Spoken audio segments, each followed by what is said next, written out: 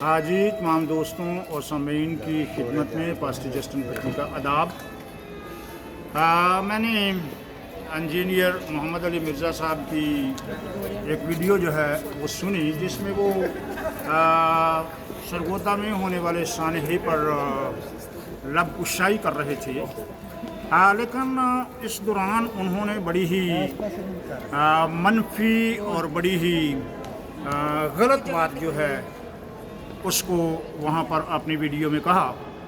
तो वहाँ पर उन्होंने कहा कि बाइबल मुक़द्दस जो है वो टेम्पर्ड होने के बावजूद काबिल एहतराम है।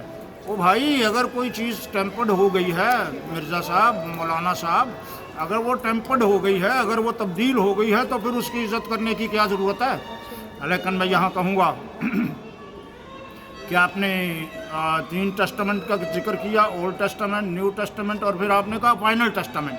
तो फाइनल टेस्टामेंट का तो मुझे नहीं पता, लेकिन मुझे ओल्ड टेस्टामेंट और न्यू टेस्टामेंट का पता है।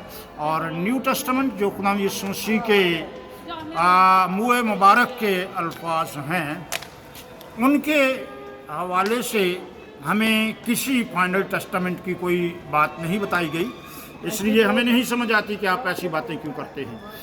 और मैं ये भी कहूँगा कि अगर आप ओल्ड टेस्टामेंट और न्यू टेस्टामेंट को कलाम अल्लाह कहते हैं, आप ये समझते हैं कि वो इल्हाम है, तो फिर आप किसी भी हवाले से उस पर इस तरह की हर्जा रसाई नहीं कर सकते। और मैं यहाँ पर जो मैं ये समझता हूँ कि अगर आप कोई भी शख्स, आप हों या कोई भी दूसरा हो, वो अगर ऐसी बात करता है कि बाइबल मुक़द्दस जो है वो टेम्पर्ड है, तो फिर मैं ये समझता हूँ कि ये कुफर के सिवा कुछ नहीं। तभी दूसरे उलमाए कराम भी और आप भी हमेशा मनफी प्रोपेगेंडा करके लोगों के अंदर एक नफ़रत का रुझान पैदा करते हैं, जो इंतहाई ख़तरनाक रवैया है। और आपने कुछ जिक्र किया, तो मैं ये समझता हूँ कि सिर्फ ज़बान से कहना, गुफ्तन जो है, बोलना जो है, कहना जो है, ये काफ़ी नहीं, बल्कि मैदान अमल में आना भी जो है वो ही असल काम है।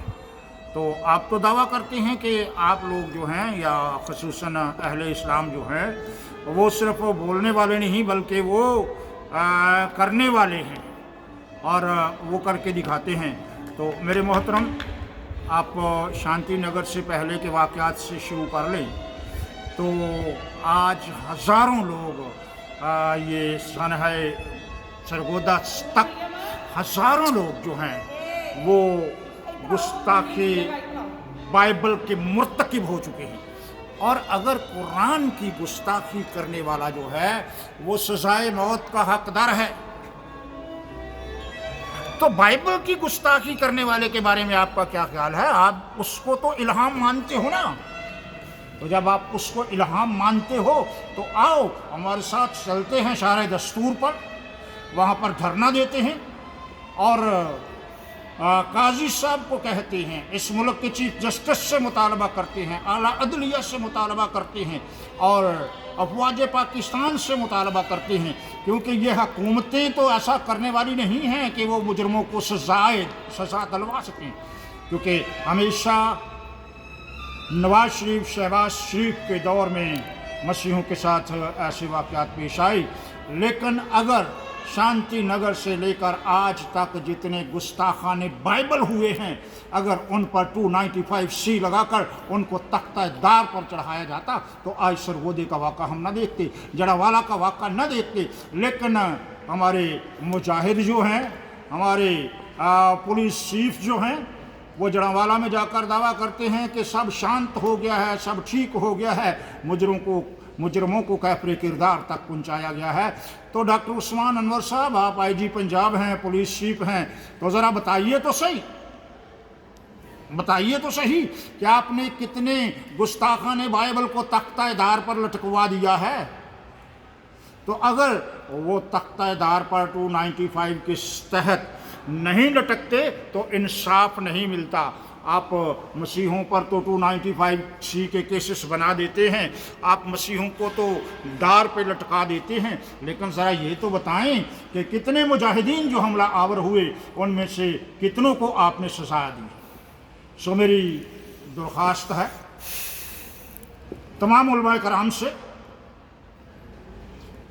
اعلیٰ عدلیہ سے، افواج پاکستان سے، خدا را ملک کو برباد نہ کریں۔ آپ مسیحوں کے خلاف کام نہیں کر رہے، آپ مسیحوں کے خلاف کام نہیں کر رہے، آپ ملک پاکستان کی جڑوں کو برباد کر رہے ہیں۔ آپ نے ملک پاکستان کی جڑوں کو کھوکھلا کر دیا ہے، کیونکہ پاکستان کے مسیحی تم سے زیادہ ملک کے وفادار ہیں۔ اس لیے خدا را مجرموں کو قرار واقعی سزا دیجیے، اور میں بالکل دعوے سے کہتا ہوں کہ مجاہد کالونی میں، جڑاوالا میں کسی بھی جگہ پر کوئی گستاخی نہیں ہوئی۔ یہ تمہارا پروپیگنڈا ہے، یہ لوگوں کا پروپیگنڈا ہے، اور آپ بھی ٹھیک انویسٹیگیشن کر کے عدلیہ کے سامنے اس معاملے کو نہیں رکھتے۔ سو میری گزارش ہے ارباب اختیار سے، اور پھر خاص طور سے میں اپنے بشپ صاحبان سے اور لیڈروں سے یہ کہوں گا جو جاتے ہیں فوٹو سیشن کرواتے ہیں اور پھر سب اچھا کا راگ الاپتے ہیں اور پھر سب ختم ہو جاتا ہے۔ سو خدا را مجرموں کو ٹہرے ملائیں اور ان کو سزا دلوائیں تاکہ ملک کی بہتری ہو سکے۔